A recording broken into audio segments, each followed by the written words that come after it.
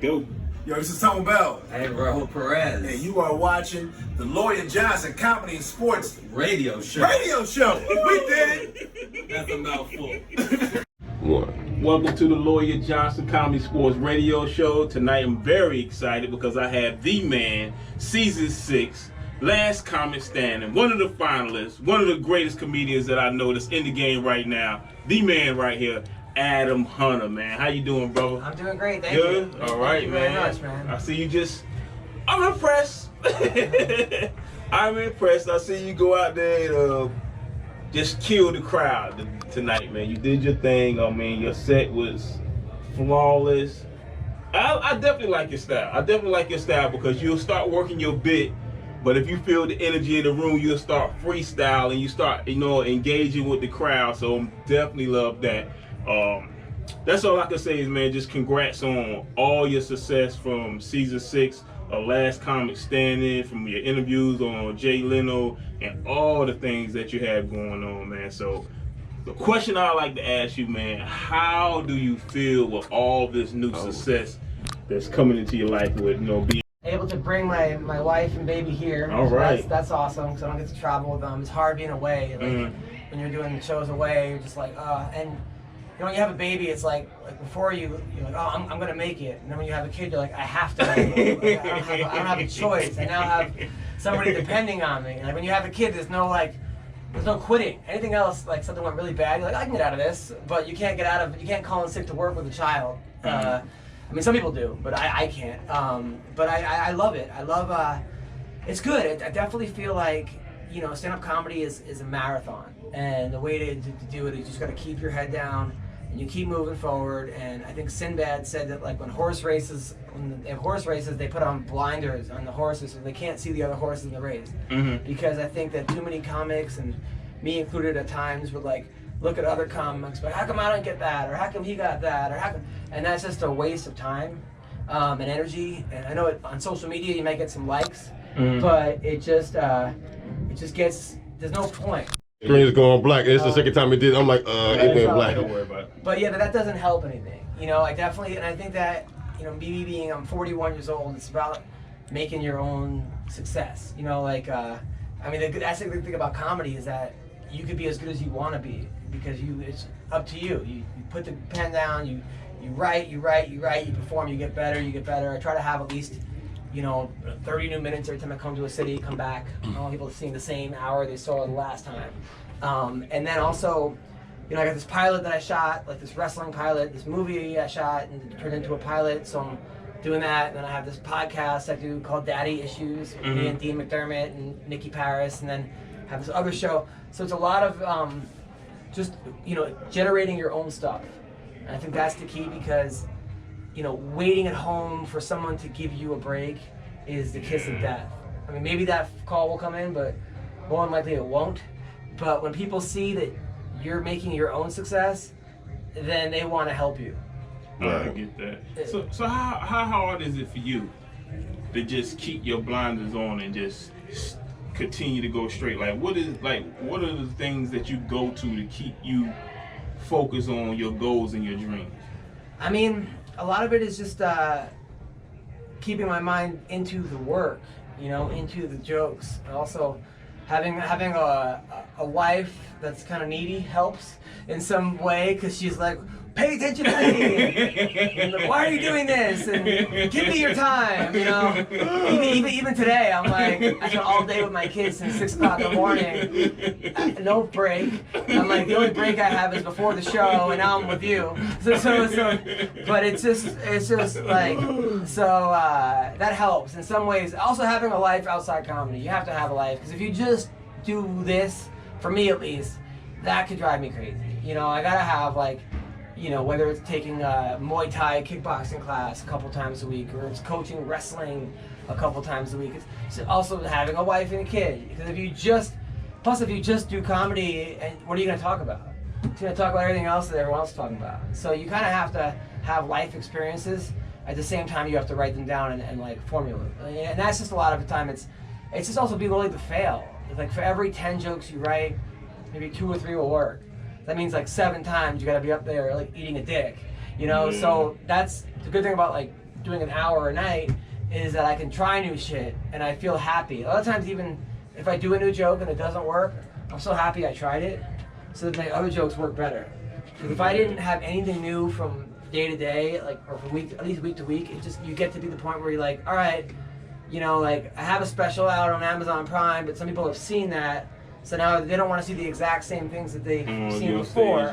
So it's like forcing yourself to come up with new shit, and that's and you know, that's hard, especially sometimes if you write about, like, you know, current events, because those are good for sometimes a week or 2 or 3 weeks. So luckily, like, having a wife and kid is like evergreen, you know. So it's like I have marriage material. I got married 2 years ago, but now I have kid material. I had a kid a year ago, and now I have my kids one material. So it's a lot of that. My kid can't talk yet; she can only say a couple words. So, but I'm waiting for her words to come in so that I can have more jokes. You know, but that's it's a lot of it. You know, I definitely like, I watched Chappelle's special, and that was like super inspiring. Because you see what he's doing, and you're like, okay, well, that's he's taking a lot of risks. I mean, and then you could always be the cynical guy, like, yeah, but he's getting $60 million for that money. I take risks too. But he was doing it before that. Yeah, he was. Yeah, he was never not doing that. I mean, he walked away from.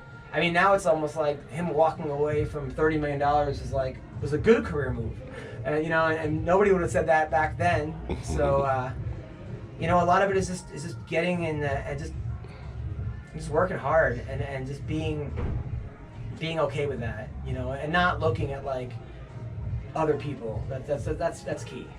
Yeah. How long did it actually take you to build up an hour? It's hard, you know, because I write like jokes, really short jokes, and I try to like, I kind of subscribe to the belief of whoever has the most punchlines per set wins. You know, the most jokes per minute. The more people are laughing, the better you're doing. But then you could also argue like, well, how they're laughing, you know, and what's the context of them laughing. That's a whole separate issue. But I write really short jokes. I'm not a storyteller. Some people are storytellers. I get bored with my own stories. Like, I'm just like, get to the fucking point in my head. So I write really quick jokes. For an hour, it took me about 10 years. I mean, when I moved to LA back in 2006, I had like a strong 20 minutes, and I thought I was this amazing comic because I had 20 minutes from New York. Because New York, you only need 20 minutes for sets, really. And then you get here, like, you're headlining, and the guy I walked off stage at like 32 minutes, thought I did an hour, and the guy was like, "What? We didn't even drop the checks yet." I'm like, "Uh-oh," you know, like, so, and a lot of it is just failing, you know, learning. I mean, I've been kicked out of so many comedy clubs from like the owners being like, "You were too dirty," or "You weren't right," or "This guy doesn't want to work with you," and this and that, and but just keep going. I mean, most of the people that I started with quit. That's the thing about comedy, is like, they make it so hard to succeed. It's almost like that Indiana Jones, when he would like, I think it was like Raiders of the Lost Ark, or he had to like go through all that, and there was like all these dead people. By the time he got to the crystal or whatever, that's sort of like comedy. You know, it's like there's no rhyme or reason. I mean, there's some great comics out there that are not doing that well financially, and then there are guys you're just like, what? I mean, there's Instagram bot, you're just like, how much are they getting? You know, but that's so that's but the thing is, so there's no rhyme or reason, and like yeah, there is a little bit of luck, but the luck also is whether or not you're ready when your time is called. Like, I remember when I was on the Kevin Hart show, The Real Husbands of Hollywood, and it was at a comedy club scene. It was me, and Lunel was there, and Earthquake, and Kevin was there, and Tony Rock, and something happened, like the generator broke, and they're like, and Chris Spencer, who got me the gig, was like, "Hey man, can you do 30 minutes to keep the audience warm?" And I was like 10 in the morning. I was like, "Yeah, sure." So I got the mic, and I just did 30 minutes, and they were, Stan Lathan was there, all these fucking great people, and they saw me kill, you know, and like afterwards, I earned all their, me and Linnell are still friends, and Earthquake, we're still friends. Like, holy shit, I can't believe it. They had no idea who I was or why I was there, and then they were like, whoa, this guy's like, this is really funny. And that was just me just sitting there, and somebody saying, "Hey, take the mic." So it's like, yeah, and that's sort of like, there's so many gigs like that. I remember like Michael Blackson was like, "Yo man," like a year ago, he was like, "Hey, can you do this rich guy's party?" I was like, "Sure." You know, pay me a couple $100. Like, I go there. He goes, some rich white guy.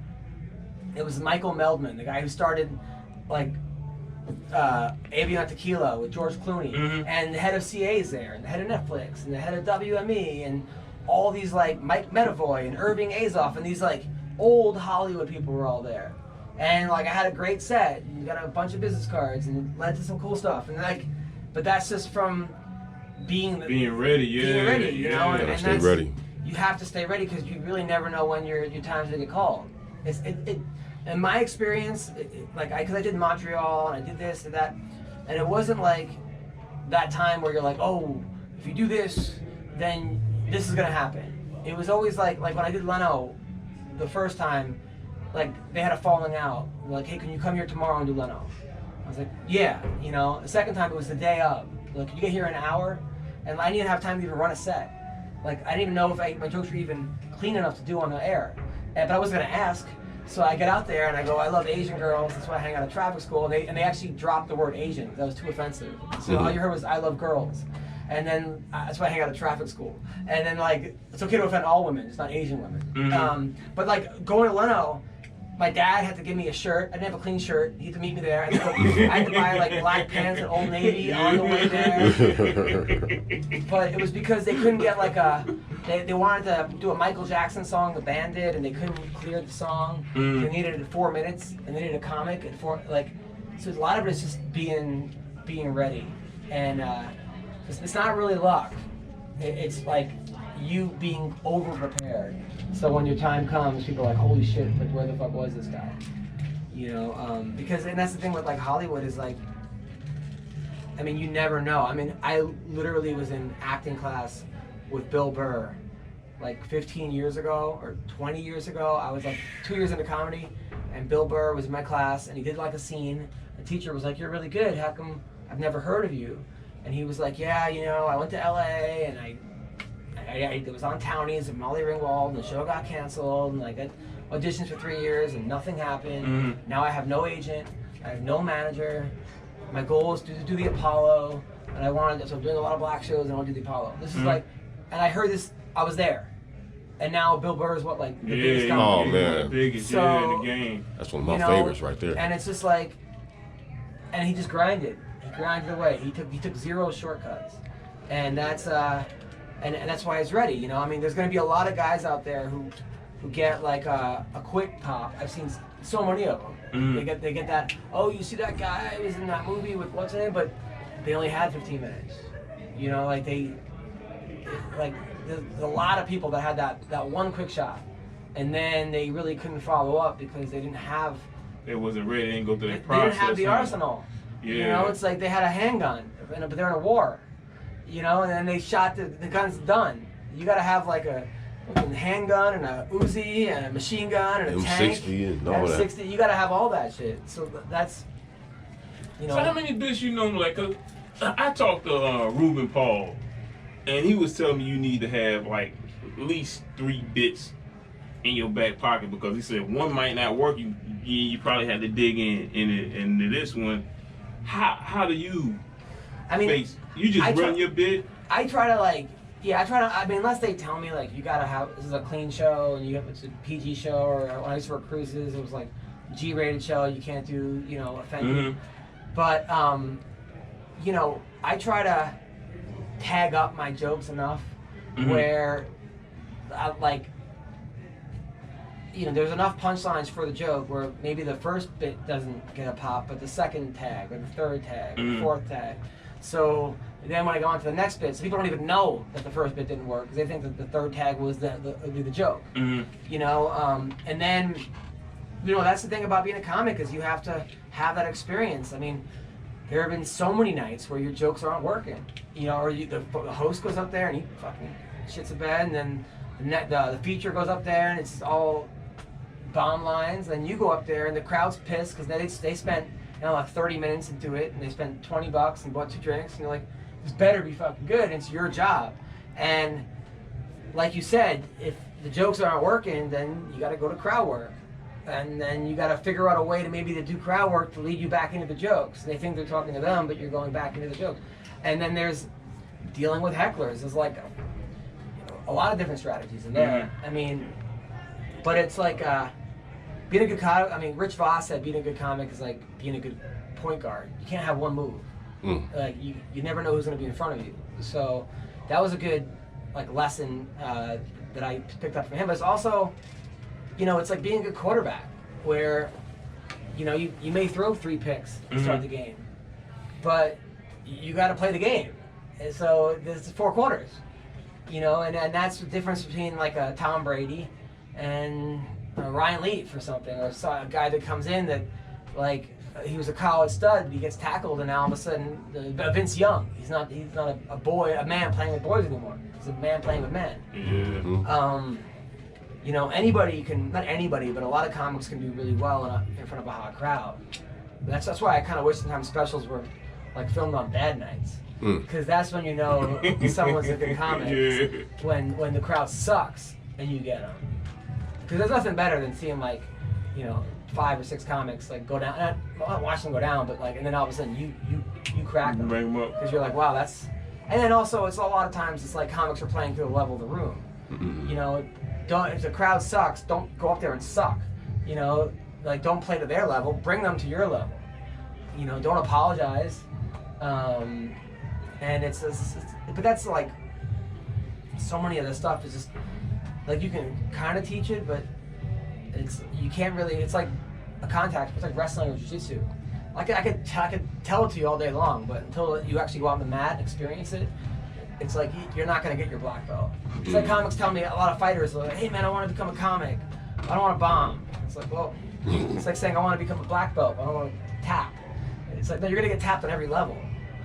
And you know, I have so many friends that are comics that have like 4 minutes, and they're like, when can we do the road? And I'm like, dude, it's like, bro, it's like, you know, like, yeah, but come on, man.